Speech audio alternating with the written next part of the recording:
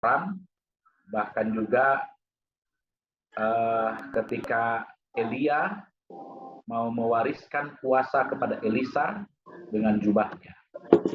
Digambarkan juga dengan merpati, tapi bukan merpati adalah Roh Kudus. Ini harus jelas ya. Jadi kadang-kadang Roh Kudus menyatakan dan dinyatakan dalam rupa burung merpati, tetapi bukan burung merpati adalah Roh Kudus. Dalam konteks pembaptisan Yesus Kristus, ada langit terkoyak, Roh Allah seperti rupa burung merpati turun ke atasnya, dan terdengar suara dari sorga.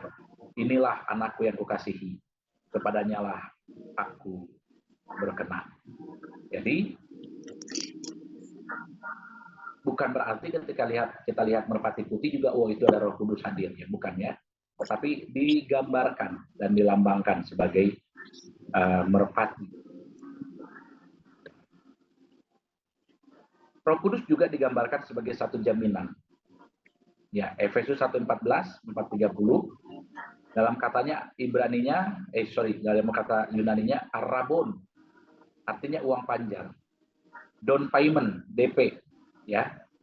Roh Kudus yang di dalamnya orang-orang percaya dimeteraikan, menjadi jaminan untuk keselamatan sepenuhnya yang akan datang.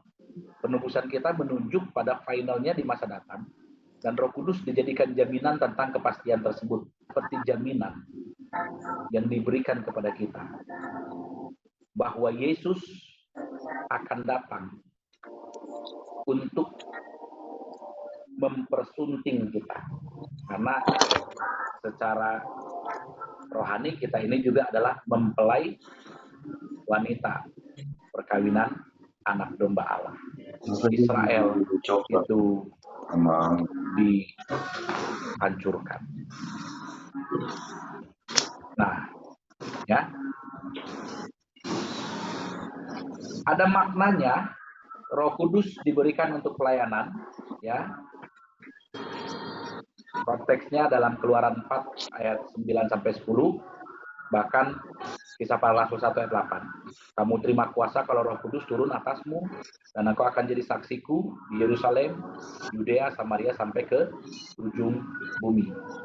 Nah, dalam Keluaran 40 ayat 9 sampai 16, Tuhan Roh Kudus sudah memenuhi, saya lupa namanya ya, ada 2 orang itu untuk menjadi ahli kain dan ahli untuk membangun kemah suci Musa pada konteks Keluaran pasal 4 ayat 9 dan 19 ini.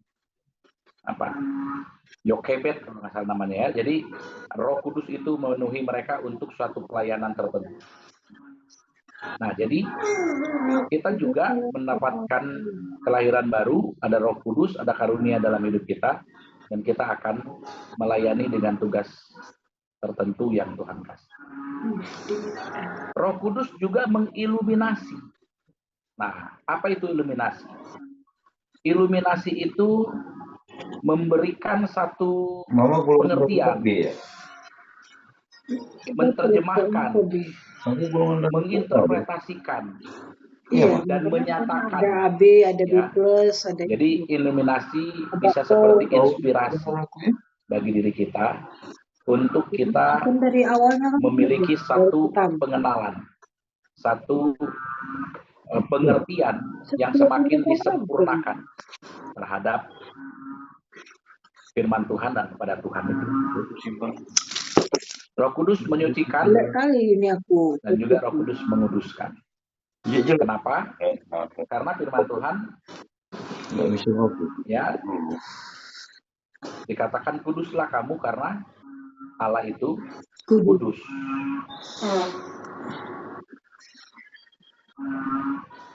Kenapa dalam kitab Imamat Allah memberikan satu prosesi yang kalau bangsa Israel mau datang ke hadirat Tuhan harus dalam